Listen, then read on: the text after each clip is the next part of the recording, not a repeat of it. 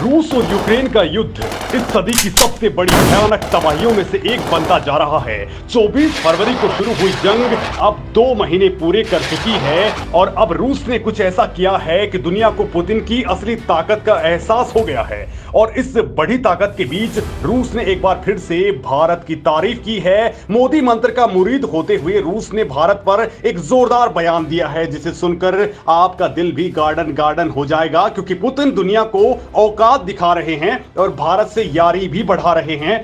बड़ी बात तो यह है कि पुतिन को चिढ़ा रहे अमेरिका को भी तगड़ा तमाचा लगा है, क्योंकि यूक्रेन की राजधानी कीव के पास कुछ इलाकों से रूसी सैनिक क्या हटे। अमेरिका और ब्रिटेन उछलने लगे, लेकिन अब पूर्वी यूक्रेन पर रूस का शिकंजा कसता ही जा रहा है। सब हैरान परेशान हो चुके हैं। तो वहीं मारिउपोल से भी बड़ी खबर है, लेकिन पुतिन ने जो नया हथियार दुनिया को दिखाया है उसका भोकाल बाइडेन और बोरिसन की नींद उड़ा चुके हैं। तो वास्तव में अचानक ये पूरी की पूरी कहानी कैसे बदल गई और अब भारत के लिए कैसे आने वाला टाइम विन विन सिचुएशन वाला बनने वाला है, कैसे मोदी अब इस मौके का फायदा उठाकर भारत को विश्व गुरु बना सकते हैं। तो दोस्तों, मैं आपको इस वीडियो में वो तमाम बातें बताने वाला हूं जो आपके लिए बेहद जरूरी है, लिहाजा मेरे साथ बने रहिए।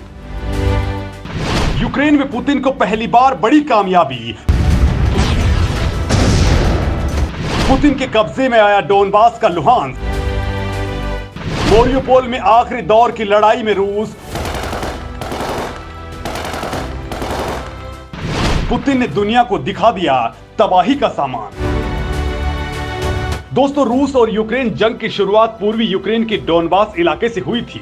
विवाद की जड़ डोनेस्क और लुहांस्क क्षेत्र भी डोनबास में ही आते हैं। अब दावा किया जा रहा है कि लुहांस्क के एक बड़े जोन पर रूस का कब्जा हो चुका है। फिलहाल क्या कुछ मामला है ये मैं आपको बताने वाला हूं, लेकिन उससे पहले इस मामले में सबसे बड़ी रणनीतिक जीत से आपको रूबरू करवा देता हूं।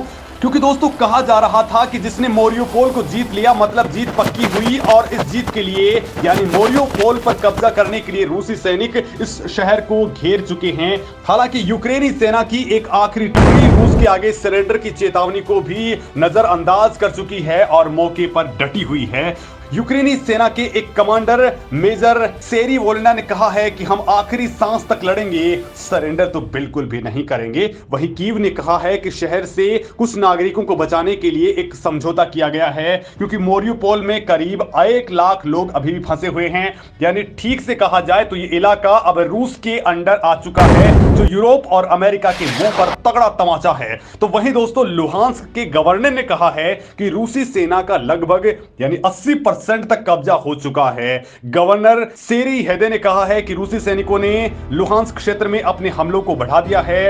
हाल ही में रूस ने पूर्वी और दक्षिणी यूक्रेन में नए सिरे से हमले की तैयारी शुरू कर दी है, क्योंकि जिस तरीके से पुतिन को चिढ़ाया जा रहा था उसके बाद पुतिन अब एग्रेसिव मोड में आ चुके हैं। दोस्तों, क्रीमिया पर कब्जे के बाद रूसी अब रुबिजन और पोप्सना इलाकों की ओर बढ़ रहे हैं। लिहाजा गवर्नर ने सभी नागरिकों से तत्काल शहर छोड़ देने की अपील की है। संयुक्त राष्ट्र की शरणार्थी एजेंसी की माने तो अब तक 80 लाख से ज्यादा लोग यूक्रेन छोड़कर के भाग चुके हैं। दोस्तों, यूक्रेन के मुताबिक व्लादिमीर पुतिन का मकसद डोनबास तक रूसी क्षेत्र का विस्तार करना है और इस इलाके की सत्ता को मॉस्को समर्थित विद्रोहियों के हाथ में सौंप देना है। डोनबास पर पहले भी रूस समर्थित अलगाववादियों का कब्जा था। 24 फरवरी से पहले करीब 60% क्षेत्र यूक्रेनी सरकार के नियंत्रण में था। दोस्तों, ये तो हुई रूस की आक्रामक रणनीति की बात, लेकिन पुतिन इस दौरान एक बड़ा गेम भी कर चुके हैं। बड़ा गेम पुतिन ने ब्रिटेन पर खेला है, जिसका नतीजा आप बोरिस जॉनसन की भारत यात्रा के दौरान देख सकते हैं कि वो भारत में हाजिरी लगाने के लिए झटपट आ चुके हैं। तो वहीं दोस्तों, अब पुतिन ने ग्लोबल कार्ड खेलते हुए एक ऐसा हथियार दुनिया को दिखाया है कि अमेरिका भी त्राहिमाम करने लगा है। तो इसी दौरान भारत के लिए भी एक बहुत ही बड़ी खबर है, और खबर यह है कि पुतिन एक बार फिर से मोदी के मुरीद हो गए हैं। और दोस्तों, इस बार तो पूरा का पूरा कलेजा निकाल कर ही पुतिन ने भारत के सामने रख दिया है। मैं आपको ये बात बताने वाला हूं, लेकिन जरा पहले रूस वाले तबाही के सामान से आपका परिचय करवा देता हूं। रूस के हथियार से खौफ में आया यूरोप, पुतिन के ब्रह्मास्त्र से कांप उठा अमेरिका।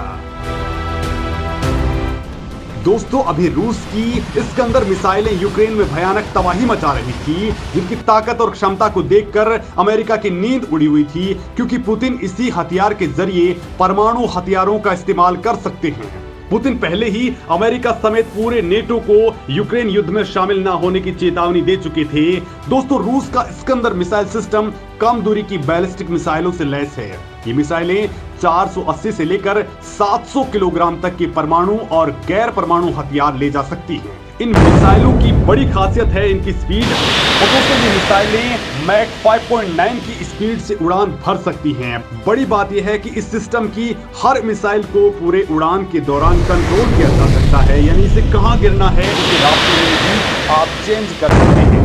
इसमें से भी सभी मिसाइलों में अलग ना होने वाले वॉरहेड लगाए जाते हैं। दोस्तों अभी ये मिसाइल ही अमेरिका की समझ से परे थी, लेकिन अब पुतिन ने एक और बड़ा ऐलान कर दिया है। रूस ने RS-28 सरमत मिसाइलों का टेस्ट कर तहलका मचा दिया है। दोस्तों ये दुनिया की आज तक की सबसे खतरनाक मिसाइलें हैं।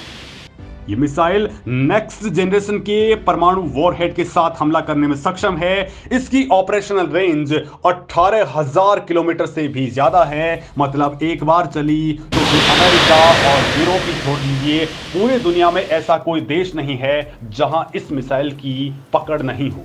दोस्तों रूस के राष्ट्रपति व्लादिमीर पुतिन ने अब नेटो देशों को सावधान कर दिया है कि रूस की ओर जरा भी बढ़े तो अपनी इस मौत के सामान को बरसने से नहीं रोक पाएंगे। दोस्तों पुतिन ने जो धमकी दी है वो बेवजह नहीं है, क्योंकि RS-28 Sarmat super heavy intercontinental ballistic missile है और इसकी कमान रूस की स्ट्रेटेजिक रॉकेट फोर्सेस के पास है, जो एक्टिव मोड में है। इस मिसाइल के अंदर कोई एक दो नहीं बल्कि 10 से 15 वॉरहेड लगे होते हैं। तो दोस्तों दूसरे ही फेज में हाई स्पीड में अलग अलग शहरों को निशाना बना सकते हैं। और दोस्तों बड़ी बात तो ये सुन लीजिए कि मिसाइल 25,560 किलोमीटर प्रति घंटे की रफ्तार से हमला करती है, और वो भी 10 टन के विस्फोटकों के साथ।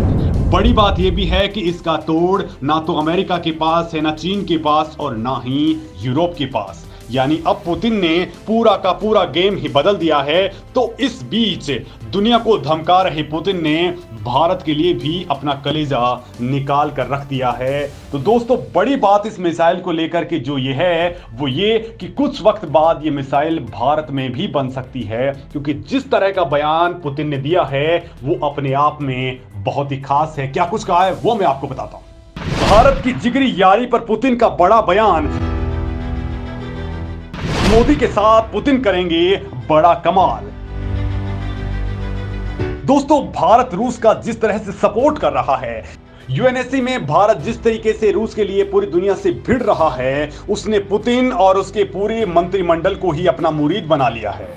जयशंकर ने जिस तरह से पश्चिमी देशों को ताबड़तोड़ धोकर रख दिया है, उसकी रूस तारीफ पर तारीफ करता जा रहा है। दोस्तों रूस ने कहा है कि भविष्य में भारत और रूस के संबंध और ज्यादा मजबूत होने वाले हैं। इतना नहीं, पुतिन के मंत्री लावरोव ने कहा है कि रूस भारत जैसे मित्र देशों के लिए कुछ भी करने के लिए हमेशा तैयार है, क्योंकि दोस्तों रूस भी जानता है कि अमेरिका ने हाल ही के कुछ महीनों में रूस के साथ संबंधों को कम करने के लिए भारत पर तगड़ा दबाव बनाया। लेकिन अमेरिकी दादागिरी को धड़ाम करते हुए भारत ने हर बार विदेश नीति में किसी तीसरे देश के हस्तक्षेप को सिरे से ही इनकार कर दिया, जिस पर रूस के मंत्री सर्गेई लावरोव ने कहा है कि भारत हमारा पुराना दोस्त है। हमने बहुत पहले अपने रिश्ते को रणनीतिक साझेदारी कहा था। फिर करीब 20 साल पहले भारत ने कहा था कि हम इसे विशेषाधिकार प्राप्त रणनीतिक साझेदारी क्यों नहीं कहते, और कुछ समय बाद भारत ने इसे विशेष रूप से विशेषाधिकार प्राप्त रणनीतिक साझेदारी कहा जाएगा, ऐसा भारत ने कहा है। यह किसी भी द्विपक्षीय संबंध का सबसे बड़ा अनूठा एग्जाम्पल है। दोस्तों लावरोव ने कहा है कि रूस ने प्रधानमंत्री मोदी के मेक इन इंडिया इनिशिएटिव का समर्थन किया है। हमने भारत के साथ मिलकर कई उत्पादों का स्थानीय स्तर पर उत्पादन शुरू किया है। हम टेक्नोलॉजी ट्रांसफर कर रहे हैं। सर्गेई लावरोव ने दृढ़ता दिखाते हुए कहा है कि रूस भारत को रक्षा क्षेत्र में जो भी चाहिएगा उसे दे सकता है। हम भारत को कुछ भी दे सकते हैं। और दोस्तों इसका मतलब सीधे सीधे समझा जा सकता है कि रूस जो कुछ टेस्टिंग कर रहा है, आने वाले वक्त में वो भारत के अंदर भी मौजूद हो सकते हैं। दोस्तों, इस मामले में आप क्या कुछ सोचते हैं मुझे कमेंट लिख करके जरूर बताएं और वीडियो को लाइक और शेयर करना भूलें।